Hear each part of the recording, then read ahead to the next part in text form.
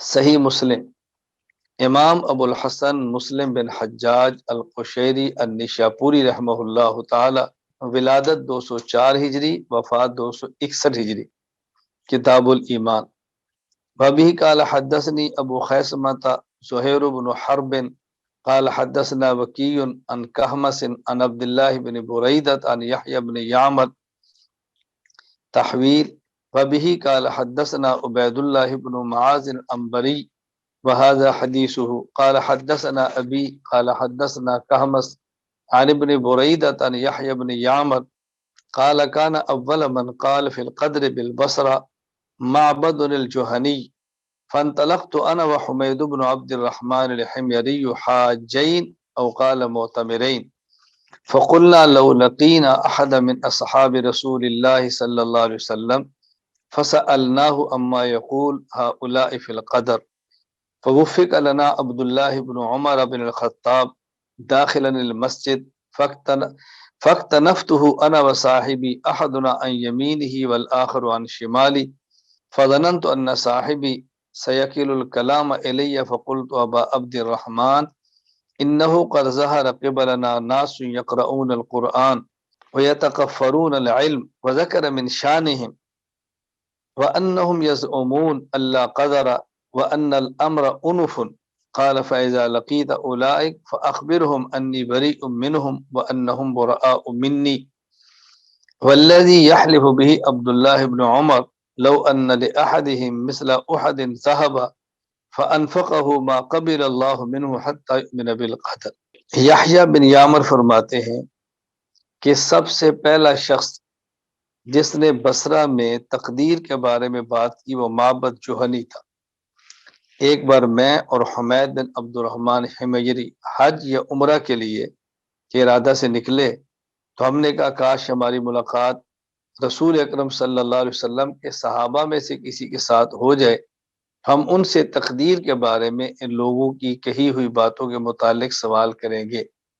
اللہ تعالیٰ کے فضل سے ہم حضرت عبداللہ بن عمر بن خطاب رضی اللہ عنہما مسجد میں داخل ہوتے ہوئے مل گئے۔ میں اور میرے ساتھی نے ان کو درمیان میں لے لیا، ہم میں سے ایک ان کی دائیں جانب تھا اور دوسرا ان کی بائیں جانب۔ مجھے اندازہ تھا کہ میرا ساتھی گفتگو میرے سپرد ہی کرے گا، اس لیے میں نے خود ہی گفتگو شروع کرتے ہوئے عرض کی، ابو عبد الرحمن، صورتحال یہ ہے کہ ہمارے علاقے میں کچھ لوگ ایسے ہیں جو قرآن مجید پڑھتے ہیں، علم حاصل کرتے ہیں، ان لوگوں کا خیال ہی ہے کہ تقدیر کچھ نہیں، کام نئے سرے سے ہو رہا ہے۔ حضرت ابن عمر رضی اللہ عنہما نے فرمایا جب تمہاری ملاقات ان لوگوں سے ہو تو انہیں بتا دینا کہ میں ان سے بری ہوں اور وہ مجھ سے بری ہے۔ اس ذات کی قسم جس کے ساتھ عبداللہ بن عمر حلف اٹھاتا ہے، اگر ان میں سے کسی شخص کے پاس احد پہاڑ کے برابر سونا ہو اور وہ اسے خرچ کرے تو اللہ تعالیٰ اس کی طرف سے اس کو قبول نہیں فرمائے گا جب تک کہ وہ تقدیر پر ایمان نہ لے آئے۔ پھر حضرت عمر رضی اللہ تعالیٰ عنہ نے فرمایا کہ مجھے میرے والد حضرت عمر بن خطاب رضی اللہ عنہ نے بتایا۔ حضرت عبداللہ بن عمر نے آگے حدیث نقل کی جس کو کتاب الامان ایمان کی پہلی حدیث کے طور پر حضرت امام مسلم رحمہ اللہ تعالیٰ لائے ہیں۔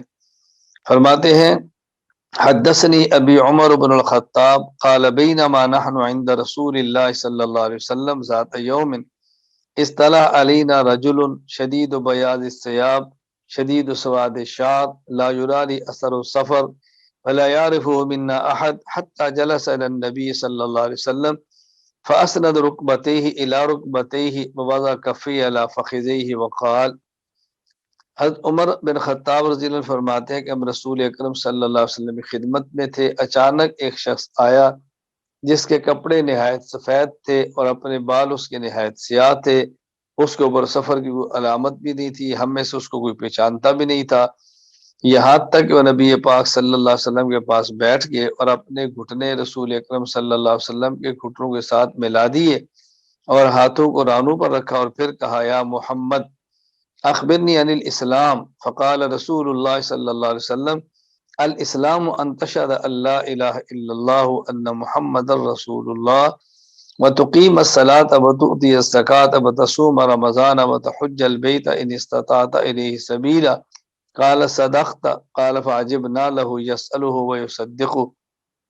مجھے اے محمد صلی اللہ علیہ وسلم اسلام کے بارے میں بتائیں، اسلام کیا ہے؟ تو آپ نے فرمایا کہ زبان سے کلمہ پڑھو، لا الہ الا اللہ محمد الرسول اللہ۔ نمبر 2، نماز کی پابندی کرو۔ نمبر 3، زکوٰۃ ادا کرو۔ نمبر 4، روزہ رکھو۔ نمبر 5، اگر استطاعت ہو تو بیت اللہ کا حج کرو۔ اس نے کہا بالکل آپ نے سچ فرمایا۔ حضرت عمر کہتا ہے میں بہت تعجب ہوا، سوال بھی کرتا ہے تصدیق بھی کرتا ہے۔ جب پوچھتا ہے تو معلوم ہوتا ہے کہ اس کو پتہ نہیں ہے، اور جب تصدیق کرتا ہے تو معلوم ہوتا ہے اس کو پتہ ہے۔ ہمیں تعجب ہوتا ہے یہ بندہ کون ہے؟ قال فأخبرني عن الإيمان قال أن تؤمن بالله وملائكته وكتبه ورسله واليوم الآخر وتؤمن بالقدر خيره وشره قال صدقت۔ پھر انہوں نے سوال کیا کہ آپ مجھے بتائیں کہ ایمان کیا ہے؟ تو آپ صلی اللہ علیہ وسلم نے ارشاد فرمایا اللہ کو مانو، اللہ کے فرشتوں کو مانو، ان کی آسمانی کتابوں کو مانو، سارے رسولوں کو مانو، قیامت کے دن کو مانو، اور تقدیر خیر اور تقدیر شر کو مانو۔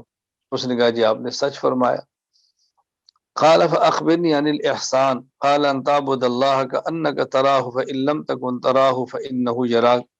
پھر پوچھا یا رسول اللہ احسان کیا ہے؟ آپ نے فرمایا اللہ کی عبادت ایسے کرو گویا اس کو دیکھ رہے ہو، اگر یوں نہیں کر سکتے تو اس طرح عبادت کرو کہ اللہ تمہیں دیکھ رہا ہے۔ قال فأخبرني عن الساعة قال ما المسؤول عنها بأعلم من السائل۔ پھر پوچھا یا رسول اللہ مجھے کچھ قیامت کے بارے میں آپ بتائیں، قیامت کب آئے گی؟ آپ نے فرمایا کہ اس کا تمہیں بھی علم نہیں، اس کا مجھے بھی علم نہیں۔ قال فأخبرني عن اماراتها، کہ یا رسول اللہ کوئی قیامت کی علامات بتا دیں۔ قال ان تلد الامة ربتها وان ترى الحفاة العراة العالة رعاء الشاء يتطاولون في البنيان، کہ جس وقت صورتحال یہ ہو کہ ماں ایسے ہو جیسے باندی اور بیٹی ایسے ہو جیسے مالک آقا، اور جب تم یہ دیکھو کہ وہ لوگ جو پاؤں سے ننگے ہیں، بدن پہ کپڑا نہیں ہے، پیٹ میں خوراک نہیں ہے، بھوکے ہیں، اور لمبی لمبی اور عمارتیں بناتے ہیں، بکریوں کے چرواہے لمبی لمبی بلڈنگیں بنائیں اور اس پر آپس میں فخر کریں۔ قال ثم انطلق فلبثت مليا، کیا وہ چلے گئے، تھوڑی دیر میں رکا تو آپ صلی اللہ علیہ وسلم نے فرمایا یا عمر اتدری من السائل، عمر جانتے ہو سائل کون تھا؟ میں نے کہا اللہ و رسول عالم، اللہ اور اس کے رسول زیادہ جانتے ہیں۔ قال فإن جبریل اتاکم یعلمکم دینکم، یہ جبرائیل امین آئے تھے اور تمہیں تمہارا دین سکھانے کے لیے آئے تھے۔ حضرت امام مسلم رحمۃ اللہ علیہ اس حدیث کو لائے ہیں، حدیث جبرائیل۔ محدثین اس کو حدیث کا نام رکھتے ہیں ام السنہ، جس طرح سورۃ الفاتحہ کو ام القرآن کہتے ہیں تو اس حدیث کو ام السنہ کہتے ہیں، یعنی جس طرح قرآن کریم یہ پورے قرآن کریم کا سورۃ الفاتحہ خلاصہ ہے، تو یہ حدیث گویا پوری احادیث کا اور پورے دین کا خلاصہ ہے، اس لیے ام السنہ اس کو کہا جاتا ہے۔ بنیادی بات اس میں یہ ہے کہ دین کن چیزوں کا نام ہے؟ اسلام 5 چیزوں کا نام، ایمان 6 چیزوں کا نام، اور آگے پھر احسان اخلاق کا تذکرہ کیا، یعنی یہ بتایا گیا کہ دین میں ایک عقائد ہیں، پھر اس کے بعد مسائل ہیں، اور پھر اخلاق۔ عقائد سے جہاں بحث اس کو علم العقائد کہتے ہیں، جہاں مسائل ہو وہاں علم الفقہ ہے، اور جہاں اخلاق ہو علم التصوف ہے۔ تو وہ شریعت میں علم الکلام علم العقائد بھی ہے، علم المسائل علم الفقہ بھی ہے، علم الاحسان علم التصوف بھی ہے۔